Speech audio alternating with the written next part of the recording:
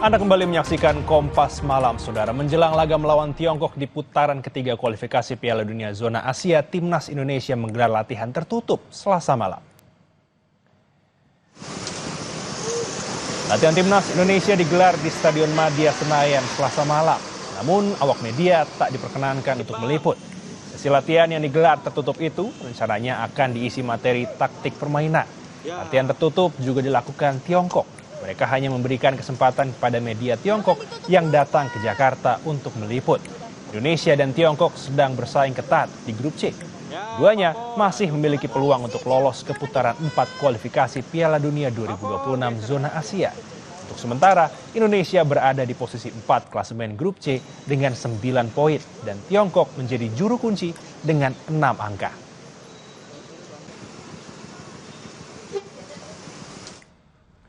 Kepala Pencari Bakat Simon Tahamata menyampaikan bahwa secara pribadi ia sangat menyukai strategi dengan formasi 4-3-3. Formasi yang kerap dipakai Total Football menekankan fleksibilitas dan kemampuan berpindah peran di antara lini.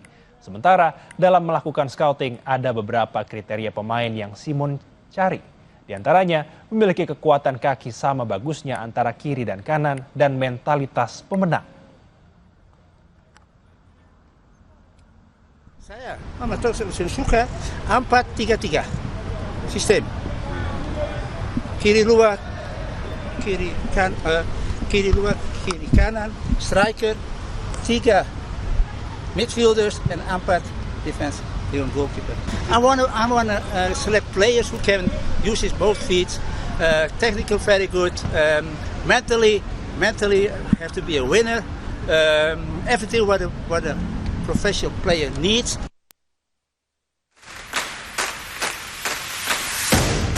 Aroma pertarungan sengit antara Timnas Indonesia melawan Tiongkok di putaran ketiga kualifikasi Piala Dunia 2026 Zona Asia sudah mulai terasa. Kedua tim sudah saling menyiapkan strategi jitu untuk demi meraih 3 poin kemenangan. Pelatih Timnas Patrick Kluivert memberi peringatan tegas ke Tiongkok agar berhati-hati saat bertandang ke markas skuad Garuda GBK. Meski 5 pemain absen saat melawan Tiongkok, Patrick Kluivert tetap optimistis bisa meraih hasil bagus. Gemuruh dukungan pemain ke-12 menjadi tambahan amunisi pasukan Garuda saat bermain di Gelora Bung Karno. Globally in big lines, I know how they play, but I think the most important thing is that how we are playing. They need to look at us because we are playing at home. We have to play dominant game, and they have to, be careful of us. And we, of course, don't need to underestimate our opponent. But I think that China needs to be aware what we bring to the table. Sementara Tiongkok datang ke Indonesia tentu dengan target mencuri poin. Para pemain bahkan siap bertempur hingga peluit akhir laga dibunyikan agar bisa menjaga asa lolos ke Piala Dunia. Pelatih Tiongkok Branko Ivankovic pantang pesimistis meski timnya berada di dasar klasemen grup C kualifikasi Piala Dunia 2026 Zona Asia. Branko percaya diri timnya bisa menang melawan Indonesia. I'm coach and I'm always optimist, if we are playing against Indonesia, Brazil or I don't know who. If I'm not thinking like this, why I'm coach? Excellent players, amazing players. Of course, his experience from Europe, as a player, can just many good things bring to Indonesia team. Skuad Garuda wajib meraih 3 poin untuk menjaga asa lolos ke Piala Dunia.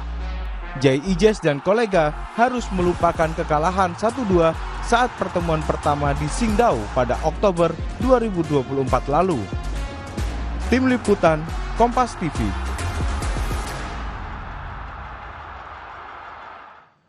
Saudara, kedua pelatih Patrick Kluivert dan Branko Ivankovic sama-sama saling melempar cywar jelang laga Timnas melawan Tiongkok. Mereka sama-sama optimistis meraih kemenangan di laga hidup mati ini. Jelang Timnas melawan Tiongkok ini akan kita bahas bersama analis sepak bola Adam Muhammad Kusnaini dan Bungkus. Laga 5 Juni besok sama-sama menjadi pertandingan penting untuk kedua tim. Prediksinya seperti apa nih Bungkus? Iya, ini pertandingan yang bagi kedua tim tidak ada pilihan lain kecuali menang ya. tidak hanya Indonesia, China atau Tiongkok ini juga butuh kemenangan karena mereka sekarang masih di dasar klasemen. Untuk melewati peringkat Bahrain, melewati peringkat Indonesia, satu-satunya jalan mereka harus 3 poin, bahkan termasuk 3 poin di laga terakhir nanti melawan Bahrain. Nah itu saya pikir faktor kunci yang akan membuat Tiongkok kali ini bermain akan berbeda dengan di laga pertama ketika mereka bermain sangat defensif ya. Mereka bertahan di daerah pertahanan sendiri kemudian melakukan serangan balik. Karena saat itu kondisinya mereka memang tidak wajib menang lah istilahnya. Indonesia waktu itu kan lebih diunggulkan karena sedang dalam performa yang cukup baik. Kali ini tidak ada pilihan bagi China kecuali harus menang, karena itu mereka akan bermain lebih terbuka.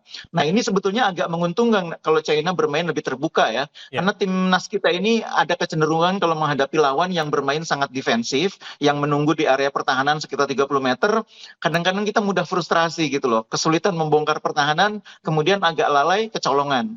Nah kalau lawan bermain lebih normal seperti waktu menghadapi Bahrain, itu tim kita bisa bermain lebih lepas, bisa bermain lebih sesuai dengan game plan. Nah, saya berharap mudah-mudahan nanti di pertandingan lawan China nanti, China bermain lebih keluar, tidak terlalu banyak menunggu di area pertahanan, kita bisa bermain lebih terbuka, lebih normal, dan akhirnya bisa menampilkan permainan terbaik dan menang. Oke, nah bungkus ini kan Tiongkok sepertinya nih sudah menyiapkan strategi untuk menyerang cepat dan ini sudah diceritakan oleh Branko Ivankovic bahkan di media massa dan sepertinya antisipasi yang dilakukan oleh timnas ini seperti apa, Bung?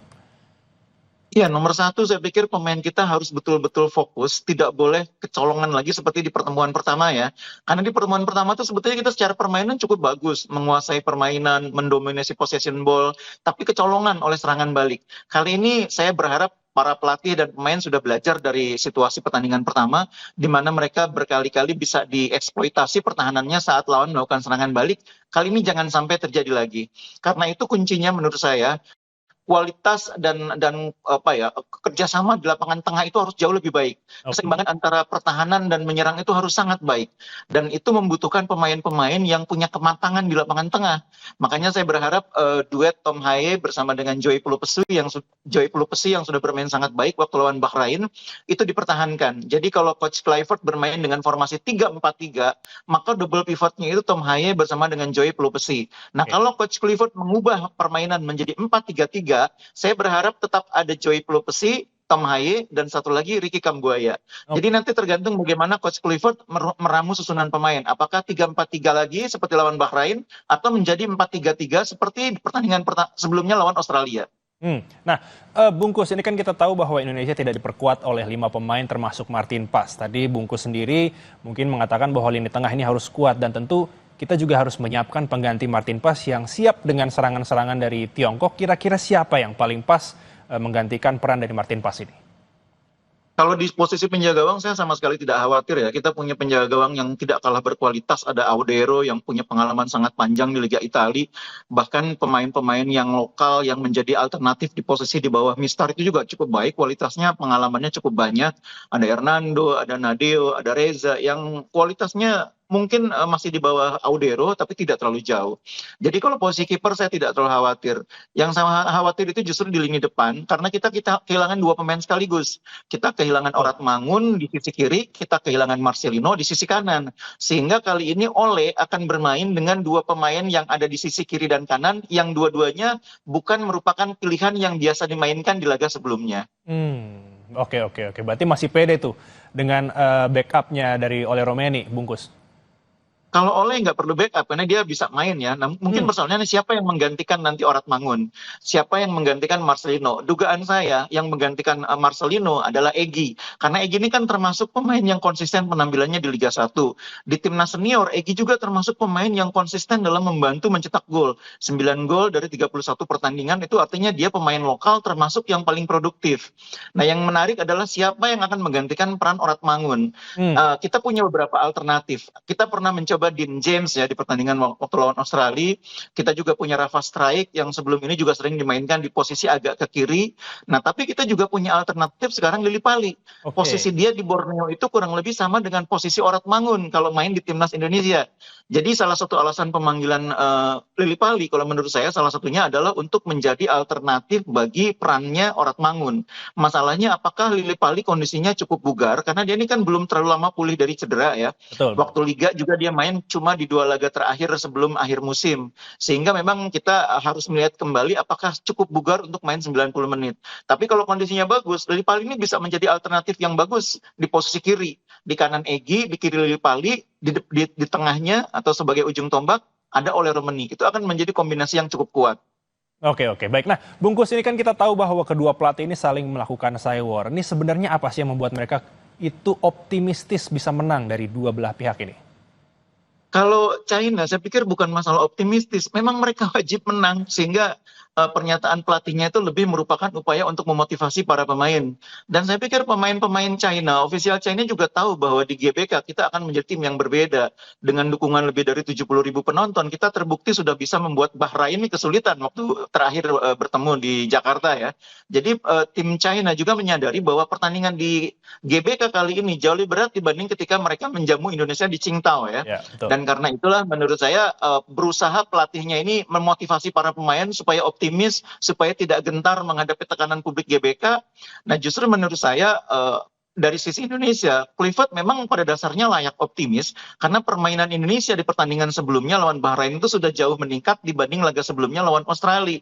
Dan satu-satunya pintu menurut saya kalau kita mau bersaing lolos ke putaran berikutnya memang harus 3 poin tambahan. 3 poin dari Jepang akan sangat sulit, jadi 3 poin yang paling realistis adalah menghadapi China. Oke, baik. Bungkus, terima kasih untuk insight-nya. Semoga besok timnas bisa mendapatkan hasil yang maksimal. Terima kasih sekali lagi Bungkus, sampai kita berjumpa lagi. Amin.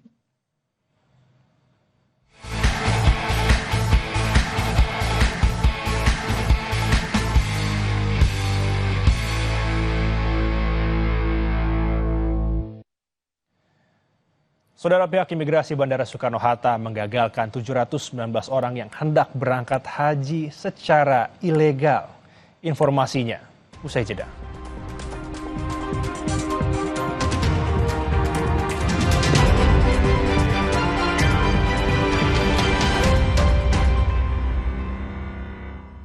Tidak semua air itu aqua. Yang dipilih dari sumber air di Gunung Terlihat